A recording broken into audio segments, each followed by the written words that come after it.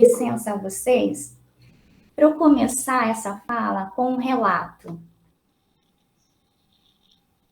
Um minutinho.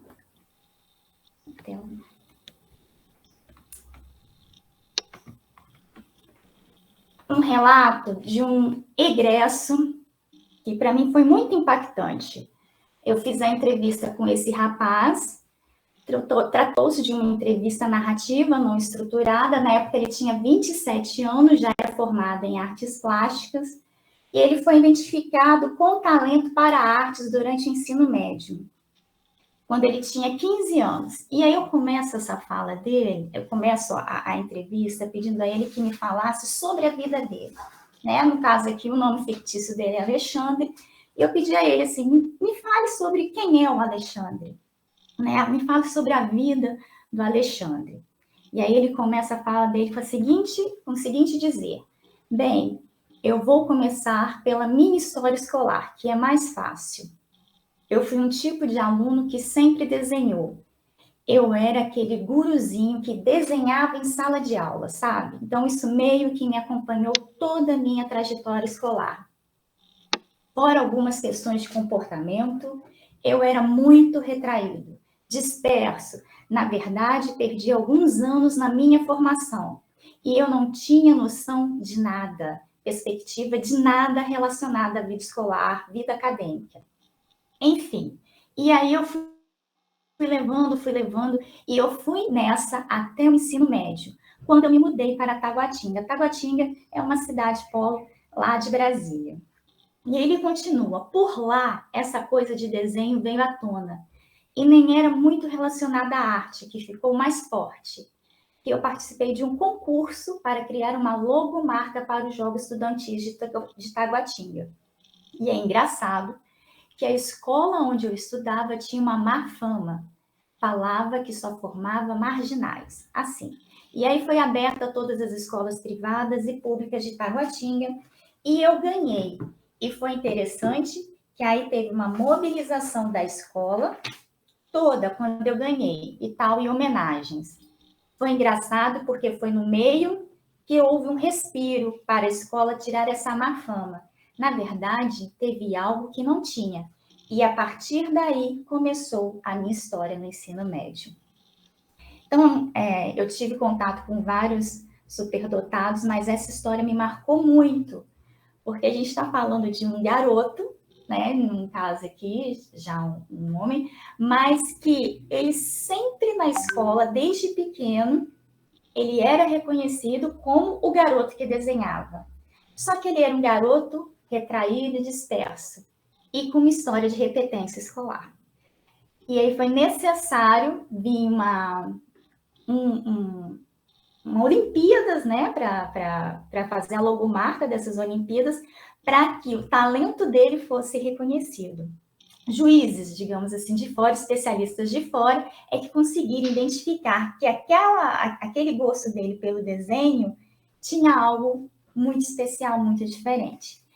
E é interessante porque esse relato já vai exatamente nos mostrar os desafios e as possibilidades de pensar na superdotação, em especial quando a gente pensa no superdotado criativo, ou então na questão da criatividade mesmo no seu desenvolvimento.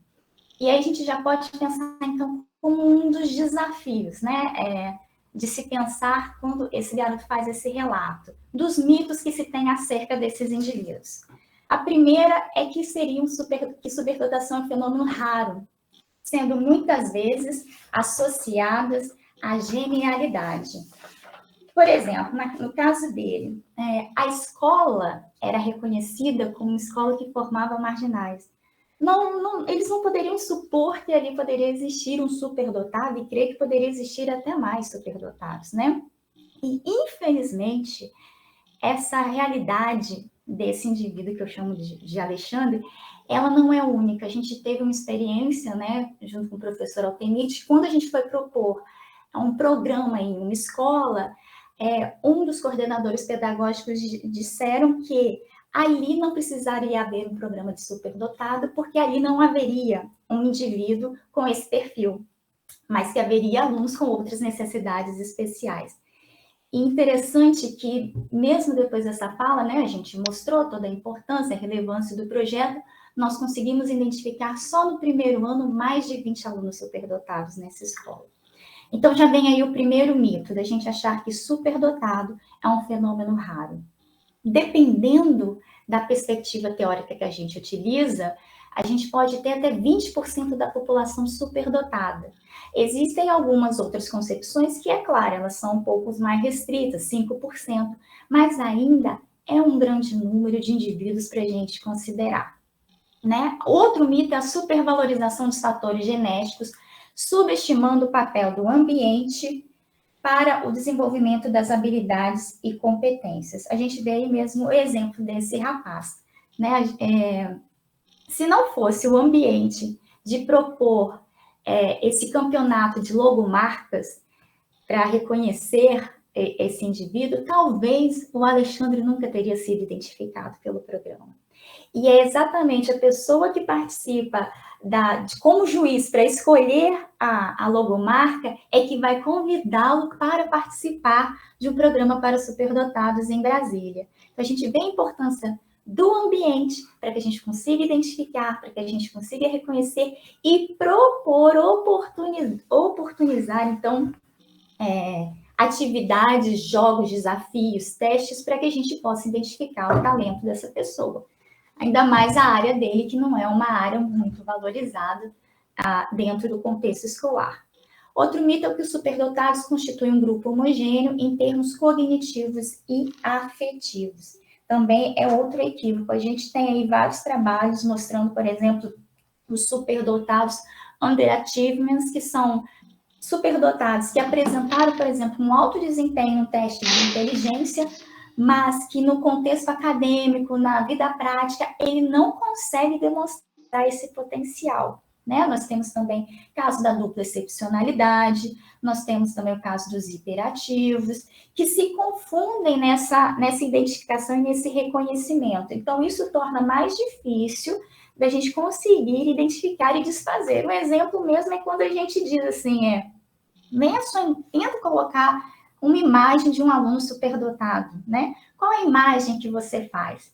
Em geral, né? Eu fiz um teste de brincadeira em sala de aula e os alunos me falam, é um aluno branco, que usa óculos, que é magrinho. Eu não consigo, às vezes, pensar num aluno negro, numa menina, eu não consigo pensar numa pessoa forte, atlética, e dependendo do que passa na televisão, esses estereótipos, eles acabam fortalecendo essa nossa imaginação. E isso acaba atrapalhando ainda mais o que a gente pensa como é esse indivíduo superdotado, né?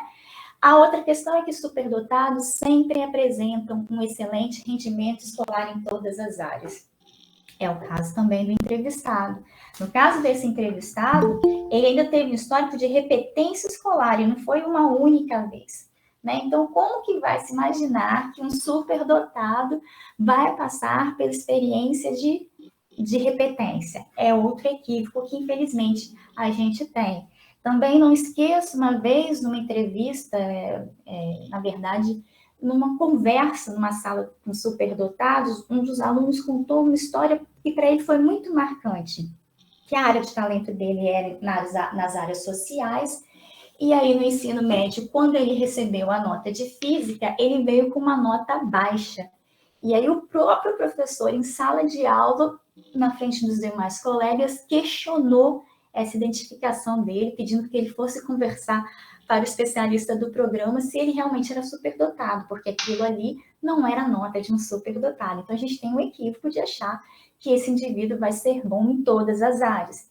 E não é a verdade, né? No caso do Alexandre, ainda era uma área ainda que não era estimulada, que era reconhecida e valorizada em sala de aula. Daí a importância da gente conseguir propor várias estratégias de identificação e propor e oportunizar que esses indivíduos, que toda a população estudantil tenha a possibilidade de participar de várias áreas de conhecimento. Como que a gente vai conseguir identificar alguém que tem talento em música, por exemplo, numa escola? Como que a gente vai identificar alguém que é bom em línguas além do inglês? Como que a gente vai identificar um indivíduo que é bom em um esporte que não é muito valorizado aqui dentro do Brasil? Então, são alguns dos nossos desafios. aqui que a gente tem, né? Outro mito é a concepção de que não necessitam de ajuda, pois já que são talentosos, eles podem conduzir-se sozinhos e sem necessidade de estímulo. Se não fosse o caso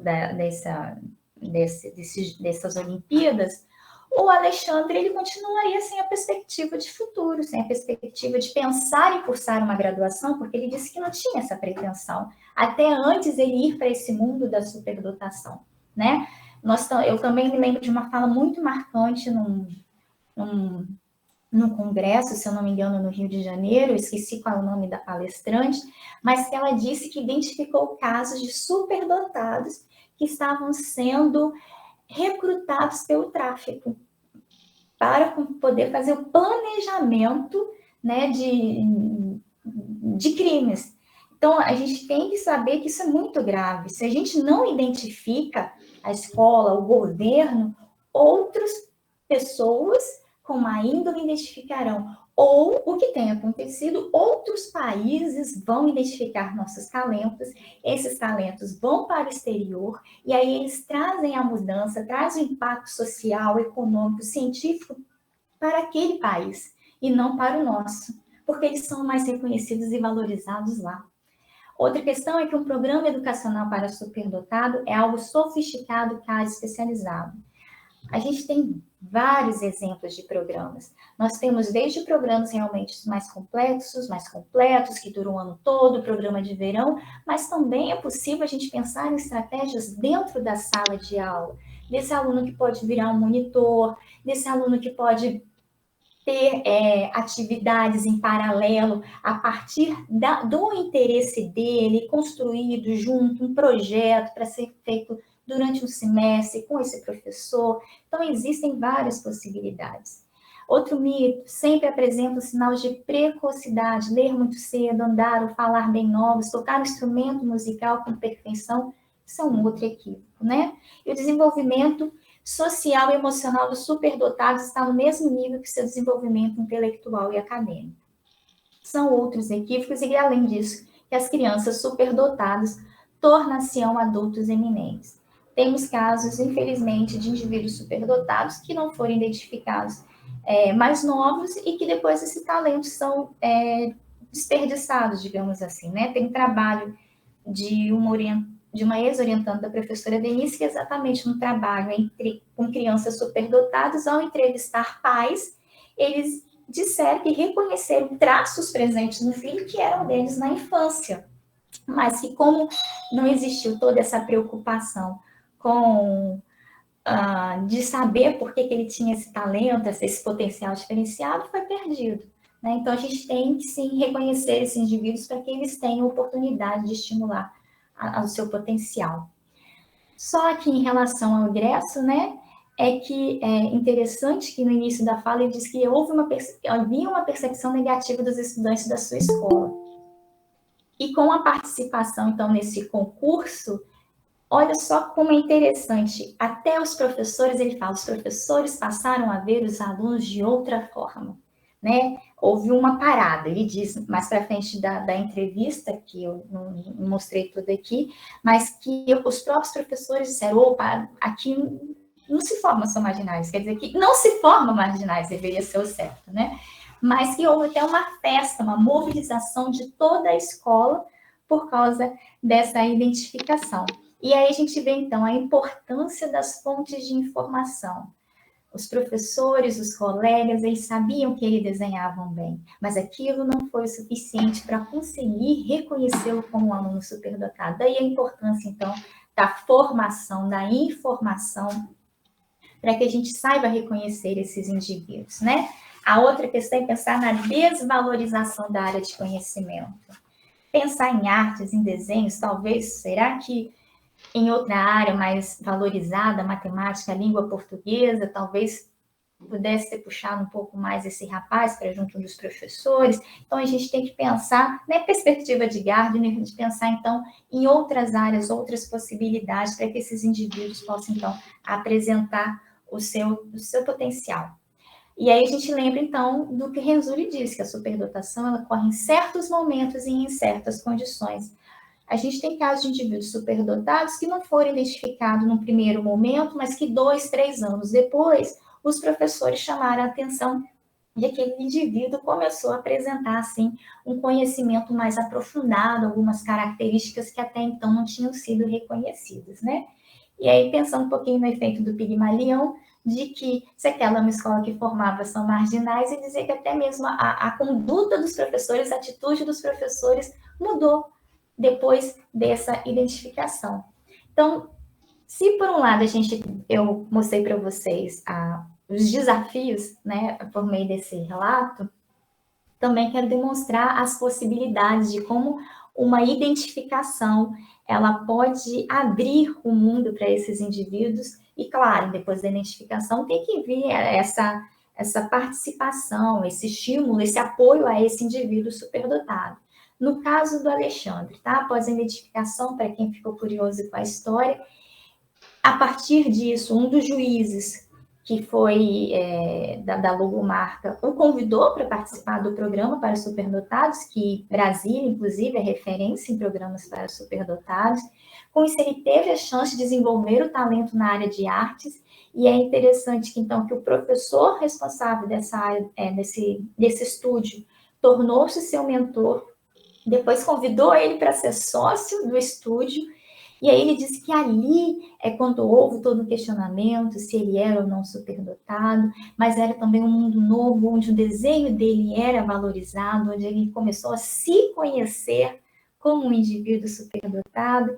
E aí, ainda no ensino médio, ele começa a participar de um grupo de pesquisa de uma universidade, presta vestibular, e aí ele é tão convidado, então, a ser professor nesse estúdio de artes. E é interessante que ele fala que, sendo hoje o professor, ele já consegue identificar indivíduos superdotados, e quando ele fica sabendo só de alguns indivíduos superdotados na área de artes que não tem condição, ele convida para participar. Então, a gente vê como que um processo de identificação e de oportunizar a esses indivíduos a possibilidade de estimular o seu potencial traz um impacto positivo não só para a vida dele, né? Ele mudou completamente a perspectiva de futuro dele, e hoje ele muda a perspectiva de futuro dos seus alunos, dos alunos superdotados. Então, continuando aí um pouquinho, achei muito interessante, é realmente um relato que me toca muito, que eu acho bem interessante, que está em consonância com o tema aqui da apresentação. Então, antes, né, ele não tinha essa vivência. É interessante que ele fala que a minha história na educação, no ensino médio, começa ali, a partir da minha identificação. O quanto isso realmente é importante, é marcante para o indivíduo, de se reconhecer e ser reconhecido. A construção da identidade e a mudança, então, na vida dos seus alunos. Então, nós temos aí, lembrando, então, desafios pensando em compreender a superdotação com a criatividade. Primeiro, a gente tem que saber, a gente tem que compreender o que é a superdotação, conhecer as perspectivas teóricas e a gente, então, escolher aquela que a gente acha que está em consonância com o nosso referencial teórico, né? Tem que também saber reconhecer a importância da superdotação. Não adianta eu saber o que é a superdotação se eu não reconheço a importância deles, né? Desfazer os equívocos, saber identificar, que são várias possibilidades de identificação, e, claro, não adianta só identificar, porque se a gente identifica e não faz nada por essa pessoa, a gente pode, na verdade, torná-la ansiosa, né? E aí, eu sou talentoso, o que eu faço a partir disso, a partir dessa identificação? Então, a gente também tem que conseguir oferecer um atendimento especializado para essa população. Infelizmente, né, como eu disse, no Brasil ainda, embora a gente tenha aumentado o número de pesquisadores, o número a literatura na área, no Brasil ainda assim pode-se dizer que o tema é pouco estudado diante do número de superdotados que nós temos aí para identificar. Inclusive, muitas vezes, os superdotados não são reconhecidos como alunos com necessidades educacionais especiais, por causa daquela ideia, aquele equívoco, que sendo superdotado, ele já é bom em tudo, ele pode se virar, né? E não é. E, infelizmente, na minha experiência, né, na atuação com alguns colegas da área da educação, alguns deles, inclusive, negam a existência de alunos superdotados, que não existiria essa população, né, que isso é um nome que a gente dá para pessoas apenas que tiram notas maiores, né, e isso só atrapalha ainda mais a identificação desse indivíduo e traz sofrimento. É muito diferente quando você escuta a história de um superdotado e seu sofrimento. Lembro de um caso de uma garota que está até publicado no livro da professora Denise Flad e da professora Eunice, sobre superdotados, trajetórias de desenvolvimento e realizações. E ela dizia que nos anos iniciais ela ficou completamente perdida, porque ela era da educação infantil, mas na educação infantil tudo que ensinava ela já sabia. Então ela ia para os anos iniciais, que é onde estava o interesse dela, que é onde estavam ensinando questões que realmente ela ainda não sabia. Quando chegava na sala que ela queria, dizia, aqui não é o seu lugar, volta para a educação infantil. Ela ia para a educação infantil e aí ela não se sentia parte daquele mundo. Então ela disse que ela passou anos fazendo esse pulo informal, porque ela não conseguia se encontrar em lugar nenhum. E isso trazia muito sofrimento para ela. Bom, a identificação, então, ainda é um desafio, porque a gente ainda tem essa visão restrita, muitas vezes, de criatividade atrelada ao QI alto, e a gente esquece de outras características que são importantes na identificação do indivíduo superdotado, como é o caso da criatividade. E a gente, então, tem um outro desafio. Quando a gente pensa em superdotação e criatividade, o que a gente entende por criatividade? Qual é a relação sobre superdotação e criatividade? Será que todo indivíduo superdotado é criativo? Será que criatividade é um tipo de superdotação? O que será? E isso, é claro, vai trazer implicações no que diz respeito aos instrumentos de mensuração e a caracterização desses fenômenos. Dependendo do instrumento que eu utilizo, dependendo da concepção que eu utilizo, isso vai fazer com que eu tenha maior ou menor número de indivíduos superdotados. E na educação também não vai ser diferente. A partir do que eu entendo que é inteligência, se eu penso que inteligência está atrelada à memorização, atenção e concentração, talvez eu vou propor mais atividades que privilegiem, então, essas características. Agora, se eu tenho uma concepção diferenciada do que é inteligência, do que é criatividade, então eu vou querer estimular essas características dentro do meu contexto educacional. E aí, só lembrando um pouquinho uma das concepções de superdotação, que é até, que baseia o Ministério da Educação, a gente tem o modelo dos 3 anéis, que é do professor Renzulli, que é um dos maiores nomes da área da superdotação no mundo, e aí ele vai dizer que, pensando na superdotação, a gente deve entender como a criatividade, o envolvimento com a tarefa e a habilidade acima da média. E aí é na interação dessas 3 características é que ocorre a superdotação. Lembrando que ela não ocorre no vazio. Fatores ambientais e personológicos são fundamentais para que essa superdotação, então, ela pode ser expressa de alguma forma para que a gente possa reconhecê-la. E aí o Renzulli, ele cita 2 tipos de superdotação, né? O acadêmico e o produtivo criativo. Aí, só para lembrar para vocês aqui um pouquinho, o primeiro, que é o acadêmico, ele é mais fácil de ser identificado no contexto escolar, porque é aquele que apresenta alto desempenho acadêmico, que é mais facilmente identificado pelos testes tradicionais de inteligência ou outros testes de habilidades cognitivas, né? E aí as habilidades desses indivíduos normalmente se concentram na área linguística ou lógica matemática, que são as que estão mais presentes no contexto escolar, que são as mais valorizadas. Então, o desenvolvimento desse tipo de superdotação tende a enfatizar a aprendizagem dedutiva, o treinamento estruturado no desenvolvimento dos processos de pensamento e de aquisição, armazenamento e recuperação das informações. Já o segundo tipo, que é o criativo produtivo, são indivíduos com facilidade em aplicar a informação e utilizar os processos de pensamento de uma maneira integrativa, indutiva e orientada para problemas reais. Então, eles colocam essas habilidades a serviço da criatividade, trabalhando nos problemas e eles costumam ser mais questionadores, são imaginativos, inventivos e dispersos quando a tarefa não lhe desperta interesse. E aí pode ser um indivíduo que, em alguns momentos, incomoda o professor. E aí a gente pode fazer, na verdade, uma avaliação distorcida desse indivíduo. Não vê-lo como um indivíduo superdotado, com potencial superior em criatividade, mas talvez um aluno hiperativo, um aluno que não tem interesse em estudar. A gente tem uma visão errada, né? E além disso, ele não se adapta à rotina e tem modos originais de abordar e resolver os problemas, apresentando muitas vezes baixo desempenho e falta de motivação. Os testes tradicionais de inteligência não conseguem avaliar esse tipo de superdotação. Usa mais o pensamento divergente, o que dificulta sua adaptação em sala de aula e interfere nos seus resultados de avaliação, ao ser feita dentro dos padrões tradicionais de ensino. Geralmente, isso impede de demonstrar aptidões que atendam às expectativas da escola.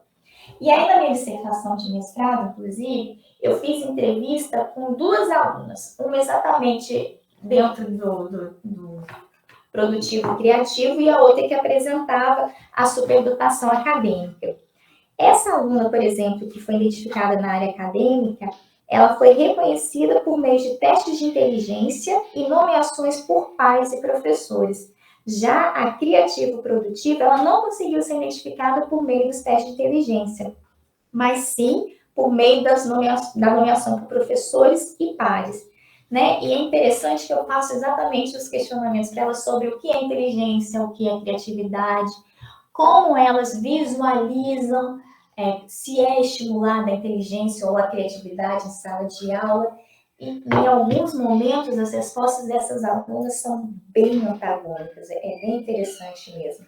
Por exemplo, que é do tipo criativo produtivo, ela diz categoricamente que a criatividade não é estimulada em nenhum momento em sala de aula, ao contrário da acadêmica, que acredita que sim, que em alguns momentos é.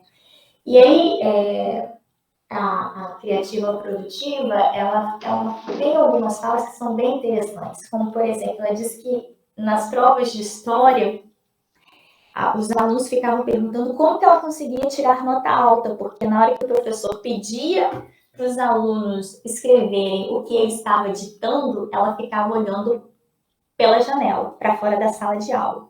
Então, eles questionavam como que você consegue tirar uma nota tão alta se o que cai na prova é o que o professor dita e você não escreve o que ele está falando.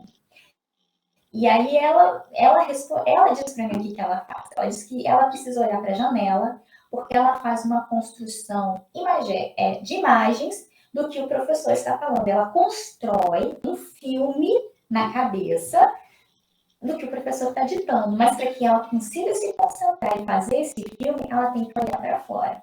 Então, é um jeito completamente diferente dela conseguir apreender, né, o que o professor está colocando ali naquele momento na sala de aula. Então, ele tem um jeito diferente e incomoda, né? Ela não estava obedecendo o professor, que ele pede para escrever o que está sendo dito, ainda fica olhando para fora e ainda tira uma das maiores notas na sala de aula. Então, a gente faz esse questionamento porque eles têm modos realmente diferentes, divergentes, são questionadores, e a gente tem que conseguir reconhecer essas características do que realmente se trata, o que está por trás dessas características que eles apresentam em sala de aula. Então, o modelo dos três anéis, vale dizer que ele é amplamente citado na literatura, é um entendimento da superdotação em várias dimensões, as cognitivas, as afetivas, as sociais, as culturais, e o reconhecimento da diversidade das características dos superdotados. Né? E é interessante que ele usa uma variedade de recursos no processo de identificação. Tem testes, tem a nomeação por professores, tem os caminhos alternativos, que aí os pais, os colegas e o próprio indivíduo ele pode se identificar, ele pode citar como tendo um talento diferenciado em alguma área. Tem os professores dos anos anteriores, tem a orientação aos pais, e também pode acontecer no futuro, né? Ele não foi identificado naquele momento, mas mais para frente ele pode ser identificado sendo reconhecido como alguém que tem um alto nível de interesse em algum tópico escolar. Então, é um modelo que dá várias alternativas de identificar esse indivíduo. Talvez não é possível por todas essas etapas, mas a gente pode pensar em outros processos para reconhecer esses indivíduos. E aí, só mais algumas questões no processo de identificação, que são os desafios, mas também a gente pode pensar numa possibilidade, é que a National Association for Gifted Children diz que 6 a 10% da população estudantil é superdotada. E aí, alguns cuidados, né, alguns princípios básicos. É que a superdotação é um fenômeno dinâmico e não estático. Então, é possível que esse indivíduo apresente esse potencial em um dado momento, mas não em outro, que ele apresente um baixo rendimento. Quando a gente pensa no modelo dos 3 anéis, e a gente pensa que tem que ter um envolvimento com a tarefa muito alta, pode ser que existe um momento que ele não vai apresentar essa motivação alta, ele pode estar no momento da identificação que a gente pensa no superdotado underachievement. A gente pode pensar também na importância de contemplar a diversidade étnico-racial. E aí a gente tem que pensar nas formas de reconhecer esse indivíduo. Se a gente pensar nos testes antigos de inteligência, tinha um teste que tinha um desenho, se eu não me engano, de um hidrante, de um ramalhete de flores, e aí o teste queria avaliar se a pessoa sabia ou não escrever, sabia o que era aquele... sabia ou não escrever, na verdade. E aí as pessoas que não escreviam a palavra hidrante ou ramalhete era porque elas não sabiam ainda escrever, o domínio da escrita. E não era isso. Eram crianças, pessoas que nunca tiveram contato com ramalhete e com hidrante, aí não vai saber. Então, reconhecer esse objeto, né? Então, a gente tem que pensar nessa diversidade étnico-racial também. Existe também um trabalho de uma colega de Brasília, que ela mostra também o modelo de identificação em mulheres, que tem que ser diferenciado, porque a vida da mulher casada, que tem filhos, principalmente no momento do recém-nascido, existe um declínio no rendimento das mulheres com potencial superior. Um declínio no rendimento, mas não é porque o potencial delas diminuiu, mas porque o contexto todo ali atrapalha, de certa forma, que ela possa demonstrar isso. Então, tem que ter um trabalho diferenciado para essas mulheres, para que elas possam continuar apresentando esse potencial e poder contribuir com a sociedade. Então, a outra questão também é que o talento pode manifestar-se em um domínio específico, daí a importância de a gente oportunizar várias atividades para esses indivíduos, e lembrando, quanto mais ser identificado, maior a probabilidade de ter seu potencial desenvolvido. E aí, então, a gente chega nessa parte em especial. Qual que é a relação entre criatividade e superdotação?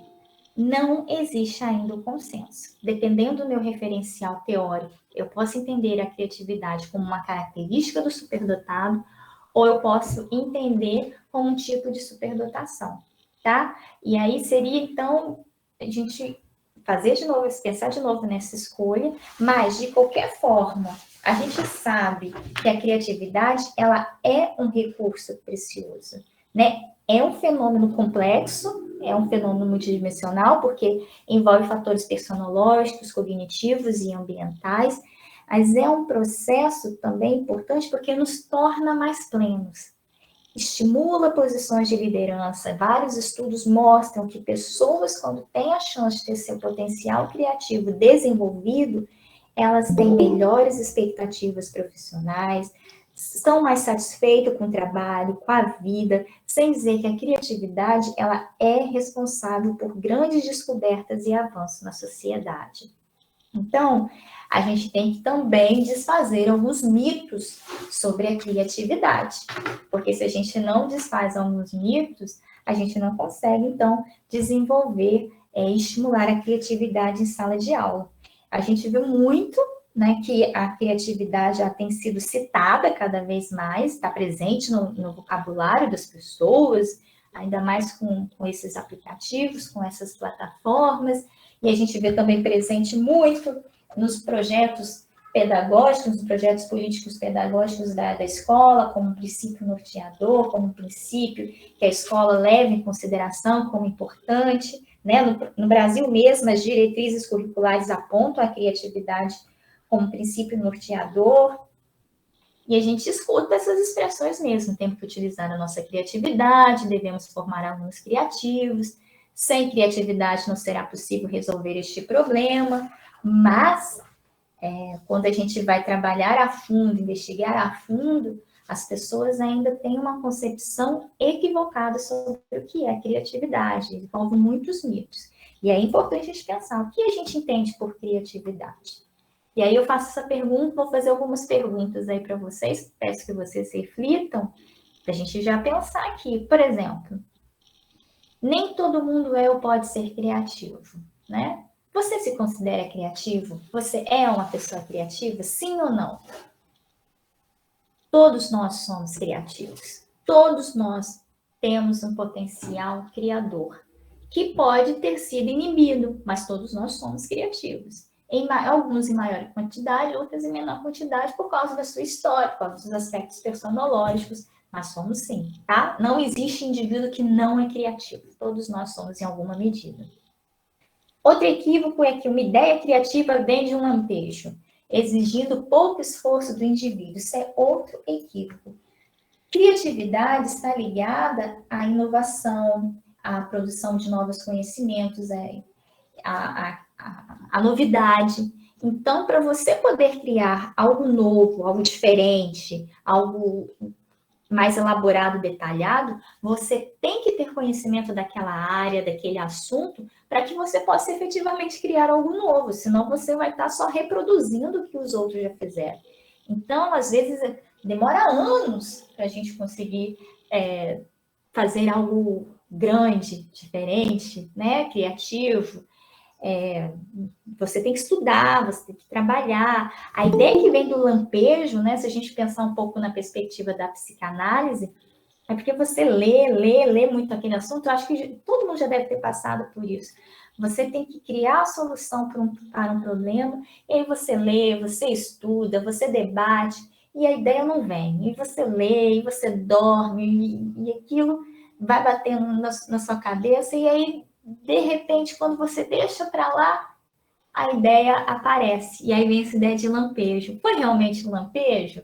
Ou será que o seu cérebro foi fazendo aquelas conexões, né? O inconsciente, vamos dizer assim, foi trabalhando em tudo aquilo que você estudou, que você pesquisou, que você debateu, e aí chega um momento, então, que aquilo foi se acertando, aquilo foi fortalecendo até que veio a ideia, né? Então, exige muito esforço. Inclusive, os indivíduos superdotados, os indivíduos criativos, eles trabalham 60, 70, 80 horas, alguns chegam a 100 horas por semana no seu trabalho. Trabalham 12 horas por dia, mas eles nem percebem isso. Nos indivíduos criativos, eles veem aquele momento como de prazer, eles veem como um sentido de vida, eles veem aquilo como um senso de destino importante para eles. Então, em geral, é necessário esforço, sim, para que a gente possa criar esse produto, sermos criativos, tá? Outra ideia, criatividade se manifesta em todas as áreas. Verdade ou mito? Matemática, física, ensino religioso, verdade. A criatividade está presente em todas as áreas. Né? E aí um mito, a criatividade é uma habilidade meramente cognitiva. Não, a criatividade, ela também envolve aspectos sociais e emocionais. Vou mostrar um pouquinho mais isso para vocês. A importância, então, pensando inclusive no contexto familiar, como que a gente pode desenvolver a criatividade dos nossos filhos, né? Que também é muito importante a gente pensar nisso. Então, uma definição para vocês aí de criatividade. Criatividade é o processo que resulta em um produto novo, que é aceito como útil ou satisfatório por um número significativo de pessoas em algum ponto do tempo, né? É uma das definições que a gente pode pensar. A outra definição, criatividade é o processo de análise de lacunas e elementos ausentes na resolução de problema, formação de ideias ou hipóteses, escolha e teste de hipóteses e comunicação dos resultados. Então, a gente vê aqui do Thomas, a criatividade vista como um processo, né? A anterior, a gente pode pensar a criatividade como um produto, um resultado. E nós temos a do Csikszentmihalyi, aí que é a de baixo, que fala: a criatividade não ocorre dentro da cabeça das pessoas, mas na interação entre as ideias das pessoas e o contexto sociocultural. É interessante que o Csikszentmihalyi vai dizer: mais importante do que saber o que é a criatividade é saber onde está a criatividade. E é interessante porque isso nos fez questionar, né, sobre várias propostas de intervenção em criatividade que eram realizadas com os professores poderem estimular os seus alunos, ou melhor, desculpa, programas, na verdade, de criatividade que eram realizados diretamente com os estudantes. E aí o programa mostrava seus efeitos positivos a curto prazo, tá? Quando a pessoa que fazia o programa fazia direto com os estudantes, mas que a médio e longo prazo a criatividade ia decaindo. E aí veio um questionamento: o que podia estar acontecendo? E aí o que verificou-se estudando mais a fundo é que quando saía da cena o pesquisador ou a pessoa que propôs o projeto, o professor voltava, mas ele voltava com as mesmas atitudes anteriores dele, que não oportunizava um clima psicológico, propostas, atividades escolares que estimulava a criatividade, que permitisse que a criança pudesse utilizar a criatividade em sala de aula. Então, aí o Csikszentmihalyi mesmo mostra o contexto, o clima psicológico, o lugar é fundamental para que a criatividade possa ser expressa. Porque se o ambiente ele é inibidor da criatividade, e até alguns momentos ele até vê como algo ruim, negativo, o indivíduo criativo ele não só não vai expressar, como ele vai evitar fazer uso da criatividade. Se questionar é uma característica da criatividade, mas o professor entende que o aluno questionador é um aluno que está faltando com respeito, eu não vou questionar, eu não vou correr esse risco. E isso é interessante porque a fala daquela aluna superdotada criativa que eu falei para vocês, ela fala que em alguns momentos, quando o professor fazia uma pergunta, ela não respondia o que ela achava ser certo. Ela respondia o que ela considerava que era o que o professor queria ouvir. Ela me disse: em alguns momentos, Fernanda, eu falo o que eu sei o que o professor quer ouvir, não o que eu penso. Na prova, numa apresentação em sala de aula, eu faço esse questionamento. E aí a gente vê a criativo produtivo. Então a gente tem que revisar, e até mesmo nós pais. Será que a gente gosta de um filho que é ousado, de um filho que é questionador? É interessante que falar para vocês a minha experiência de 2 dias atrás. Eu tenho um filho de 5 anos, e aí o meu filho quis fazer uma experiência com a gelatina. Coisa boba, né? Que a gente não percebe. E aí ele falou: mãe, quero fazer uma experiência com a gelatina. Eu falei: meu filho, eu te dei a gelatina para você comer. Coma a gelatina. E ele disse: não, quero fazer uma experiência, deixa eu colocar alguma coisa. E eu falei: meu Deus, quero colocar uma coisa que seja fácil, que não dê trabalho. Mel, você quer mel? Quero mel. Eu falei: beleza, consegui fazer a vontade dele. Dá 2, 3 minutos: mãe, eu quero colocar mais alguma coisa. E aí ele começa a procurar, eu começo a procurar, e aí eu proponho alguma coisa e ele diz: não, mas eu quero abacaxi. Eu falei: poxa, eu vou ter que descascar o abacaxi. Literalmente tenho que descascar o abacaxi para esse menino. Já está começando a dar um trabalho a mais. Ele diz: mãe, sabe por que eu estou te pedindo isso? Porque eu gosto de fazer experiência, eu gosto de coisas novas. Enfim, me segurei, criatividade, 5 anos, está aprendendo, paladar, gosto, experiência, né? Dá 5 minutos, ele vem: mãe, me desculpa, derrubei tudo em cima da mesa. Mas aquilo naquela hora, eu ocupada, cheia, nervosa, falei: mas eu te falei só para comer essa bendita gelatina. E ele olha para mim com aquela cara triste, né? E aí a gente vê, para ele, aquele momento era um momento de descoberta, um momento de experiência, com gosto, mas eu, naquele dia a dia, nervosa, sem querer, eu tolhi ali a criatividade dele, um momento. E a gente acaba fazendo isso sem querer, na escola, em casa. Então a gente precisa mesmo ter um cuidado. E aí automaticamente falei, poxa, falei assim, não, tudo bem, vamos começar tudo de novo. Vamos à gelatina, vamos ao mel, vamos ao abacaxi e faça sua brincadeira aí. Para ver como a gente, em alguns momentos, a gente acaba dando um clima que não é psicologicamente seguro para essa criança poder estimular e demonstrar a sua criatividade. Então, vou mostrar aqui para vocês algumas características do pensamento divergente, tá? Que são algumas das mais citadas. A primeira delas é a fluência, que seria a quantidade de ideias sobre o mesmo assunto ou problema. Então, faço até um questionamento, pensando no contexto escolar, né? Eu também já fui professora. Quando eu proponho atividade, será que eu tenho a chance de, em alguns momentos, eu propor aquela que permite mais de uma resposta correta, que estimula a possibilidade de várias respostas? E isso vai me ajudar a ter uma flexibilidade, que é a capacidade de alterar o pensamento ou visualizar uma situação sob vários ângulos. Então, eu já dei aula sobre criatividade e ludicidade na escola para os meus alunos de graduação. Então, para conhecer o entendimento deles sobre um assunto, por exemplo, eu pedi para eles separarem grupo e cada grupo tinha que falar o que é criatividade, a importância da criatividade, um grupo por meio da paródia, outro por meio da poesia, outro por meio de uma atividade lúdica, um jogo. Então, pedi para que cada um pudesse visualizar de uma maneira diferente o mesmo assunto. Ou então, a gente pode pensar isso também, um tema que eu posso tentar explicar por meio da psicologia, por meio da medicina, por meio da filosofia. Então, eu estou falando de um mesmo assunto, de um mesmo tema, e eu estou abordando por ângulos diferentes, por perspectivas diferentes. Isso vai me ajudar, então, a chegar na originalidade, que são as respostas infrequentes ou incomuns, né?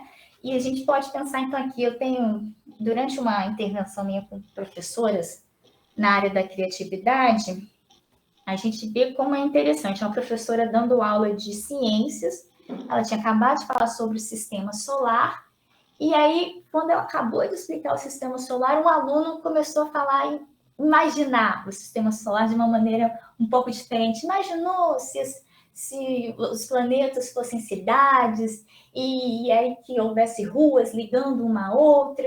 E é interessante que essa professora, ela deixou o aluno expressar, outros começaram também a ter as suas ideias diferentes sobre o sistema solar, e ela teve uma ideia muito interessante, porque a próxima aula seria de redação. O que ela fez?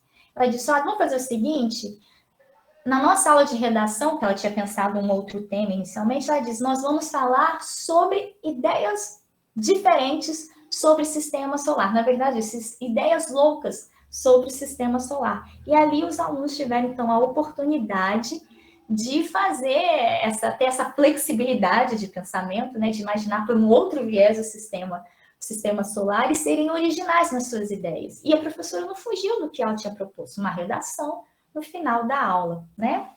E aí a gente pode pensar na elaboração, que é o detalhamento e aperfeiçoamento de um produto ou ideia. Alguns vão dizer que não existe mais aquele produto 100% original, porque criar do zero praticamente hoje é impossível. O que existe mais é uma elaboração. E aí a gente pode pensar na história do celular, né? Quem tem aí a minha idade, um pouquinho mais, vai lembrar de como eram os primeiros celulares que pareciam um tijolo e a função simplesmente era de um telefone sem fio, onde eu conseguia ligar, né, de onde eu estava. E se a gente pensar hoje no smartphone, as mudanças que houve, né, desde o início do celular, houve então, foi o quê? Um detalhamento, um aperfeiçoamento de um produto e ideia. E que foi ali, está presente a criatividade para desenvolver, então, esses produtos. Então, a gente pensa na criatividade, então, como um recurso precioso, né, que eu já falei, é uma habilidade que pode e precisa ser estimulada, porque ela ajuda a gente a resolver problemas, ela ajuda a gente nesses momentos incertos e de turbulência que está mudando a todo momento, a conseguir encontrar soluções diferentes, novas. A gente tem como experiência a pandemia, o que foi que a gente teve problema, nós tivemos problemas, sim, mas o que surgiu também de ideias criativas para a gente conseguir transpor esse problema também foi importante. Então, a criatividade, ela ajuda o indivíduo a se adaptar a essas incertezas, a essas mudanças, com o imprevisível. Então, daí a importância no contexto educacional, a gente não privilegiar apenas a reprodução, a assimilação e a transmissão de conhecimento. É fundamental que a gente possa, então, propor essas habilidades também presentes na criatividade. E aí, o que levar em consideração no trabalho pedagógico, né? Pensando aí em nós, professores. Pensar nos objetivos de aprendizagem, nas estratégias e métodos de ensino. Eu só uso uma estratégia, eu só uso, às vezes, um tipo de método de ensino, pensando que, às vezes, o que dá certo numa turma pode não dar em outra. Eu tive essa experiência muito clara, dando uma disciplina, tinha um tema que era presente, estava presente tanto para os alunos de pedagogia quanto para os alunos de letra. E para os alunos de letra, deu muito certo a leitura compartilhada, mas quando eu fui fazer isso com os alunos da educação, da pedagogia, chegou no final da aula, eles disseram, professora, por favor, não utilize mais essa estratégia que não deu certo, ao contrário da turma de letras, né? Então, a gente tem que pensar, o sistema de avaliação, qual é a possibilidade que eu dou de sistema de avaliação? Será que eu dou a flexibilidade para esses alunos? Tem aluno, como eu disse, que é melhor escrevendo, outros apresentando. Na minha experiência, por exemplo, no programa de criatividade, que eu trabalhei junto a professores do terceiro ano do ensino fundamental, deu muito certo o uso de jogos. Eu pegava a prova que o professor, a gente pegava, eu não, né? Porque eu fazia junto com o professor, mas pegávamos a prova que tinha pensado e a gente transformava aquelas perguntas por meio de jogos. Estavam presentes, mas os jogos, por exemplo, passo-repassa, a gente transformava num passo-repassa. Teve uma experiência dos alunos que estavam aprendendo se eu utilizo o M e o N antes da consoante, de P e B, né? Qual que eu uso? É o M, é o N, e os alunos não estavam conseguindo guardar. E estava chegando a prova, e aí a gente pensou na brincadeira da batata quente. E aí os alunos, todo mundo queria pegar a caixinha com a palavra para dizer se era M ou N antes daquela consoante. E é interessante que a professora disse, Fernanda, não só todo mundo queria participar, como eles respeitaram os combinados, que às vezes os professores colocam do lado do quadro, né? O que pode, o que não pode fazer, o que é esperado. Aí disse, mas funcionou tão bem, porque quando pedia para ir só no quadro na frente, falar se era com M ou com N aquela palavra, nenhum aluno queria ir, se sentia até ansioso, nervoso, mas por meio de um jogo, toda a turma quis participar. Né? Então, a gente vê que, às vezes, uma mudança de estratégia, o sistema de avaliação que eu utilizo, e o mais importante, gente, que eu percebi, é a relação professor-aluno. Será que eu estou dando oportunidade a esse aluno se sentir à vontade em sala de aula para se expressar? E aí vem essa minha experiência, que uma das professoras, eu percebi que ela ficava um pouquinho mais distante desses estudantes, e aí eles não se sentiam à vontade também para se expressar, para falar. E aí a gente foi fazendo todo um trabalho com essa professora, dela ser um pouquinho mais empática, mais sensível, porque isso tem a ver também, não é culpa do professor, né? É uma história do professor, às vezes a forma que ele aprendeu, a experiência deles, os modelos, a gente tem que fazer um trabalho com o professor dessa mudança também. E aí é interessante que no final do programa, gente, muito interessante, os alunos todos abraçavam, beijavam, levavam surpresa para essa professora. Por quê? Porque a relação professor-aluno mudou. E aí os alunos ficaram mais à vontade para se expressar, para apresentar seus sentimentos. E isso é importante na criatividade, tá? E aí aqui tem um exemplo de um registro de atividade, pensando aqui na forma de avaliação, que as professoras falavam muito do problema da motivação. Então, pedi para as professoras colocarem atividades que elas faziam, a estratégia que elas utilizavam e qual era o comportamento dos alunos em cada um desses momentos, para que elas pudessem verificar também quais estratégias davam mais certo, quais os alunos estavam mais dispersos, quais participavam mais, as crianças estavam mais felizes, e aí ela começou, então, a ver algumas estratégias que poderiam ser mais valorizadas, estar mais presentes em sala de aula. Pensando, então, no modelo da professora Alencar aqui, ela vai falar, então, da importância do que a gente deve considerar para estimular a criatividade em sala de aula. Então, nós temos as habilidades do pensamento criativo, que eu já mostrei para vocês, nós temos a fluência, a flexibilidade e a originalidade. Temos que pensar nos atributos de personalidade que favorecem, e a gente tem que pensar na iniciativa, na independência, na autoconfiança, na persistência, né? E nos domínios de técnicas e bagagens de conhecimento. Então, o clima psicológico, ele é fundamental, eu percebi isso. Se o aluno não se sente à vontade em sala de aula para expressar a sua criatividade, por mais criativo que ele seja, como eu citei o caso daquela aluna superdotada para vocês, ela não vai apresentar. Ela não vai correr o risco de ser questionada. Porque muitas vezes as ideias criativas, elas trazem um humor negro também. Elas trazem ideias de brincadeiras, às vezes, que não faz sentido. Então, tudo isso é considerado na criatividade, tá? E aí, o clima psicológico, então, a gente tem que pensar nisso. E aí, quero mostrar para vocês, então, algumas características. A motivação, a persistência, a coragem para correr risco, a autonomia, a iniciativa, a abertura a novas experiências, tudo isso é importante a gente pensar nos nossos filhos, né? Para quem são os pais estão aí assistindo também. Será que eu consigo estimular essas questões? Ou eu ainda sou muito defensora do meu filho, que ele seja passivo, que ele me obedeça em tudo, que ele possa não questionar, não ousar. Caso eu faça isso, dificilmente eu estou estimulando, então, a criatividade desse indivíduo, tá? E aí, pensando, então, no clima para a criatividade. A gente tem que propor para esse indivíduo, para essa criança, seja no contexto familiar ou no contexto escolar, que ele não tenha medo de arriscar. Que errar, gente, é uma etapa do processo de aprendizagem. Não é sinal de falha, não é sinal de fracasso. Só não erra quem não tenta.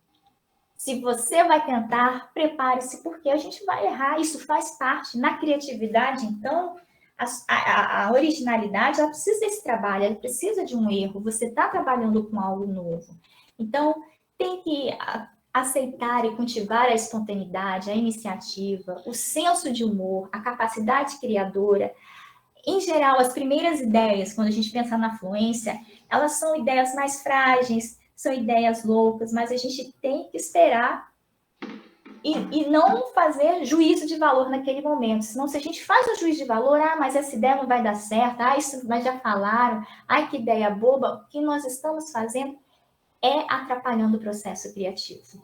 Então, a gente tem que fazer, jogar isso para cima, esse momento de juízo, e deixar as pessoas expressar todas as suas ideias. Por mais bobas, eu vou colocar entre aspas isso que possa parecer, a gente tem que encorajar a apresentar todas as ideias, porque a pessoa vai conseguir aperfeiçoar nessa fluência, nessa flexibilidade, a sua ideia para torná-la original, tá? E aí a gente tem que valorizar os esforços e as realizações.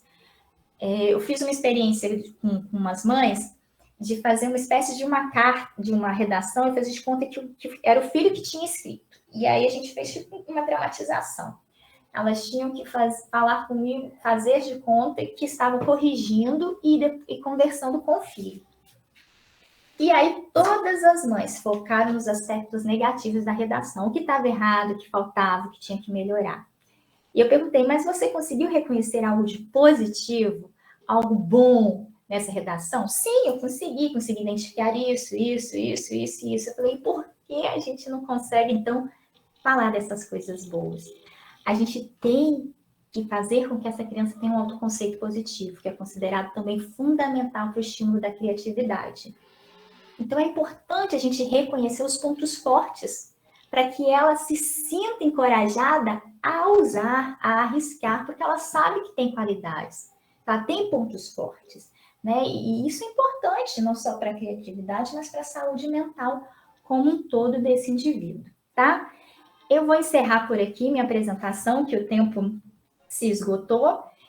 Eu quero agradecer mais uma vez, espero de alguma forma ter contribuído para falar um pouquinho da criatividade, ter apresentado para vocês algumas propostas. E mais uma vez, professor Marcileia, muito obrigada por essa oportunidade.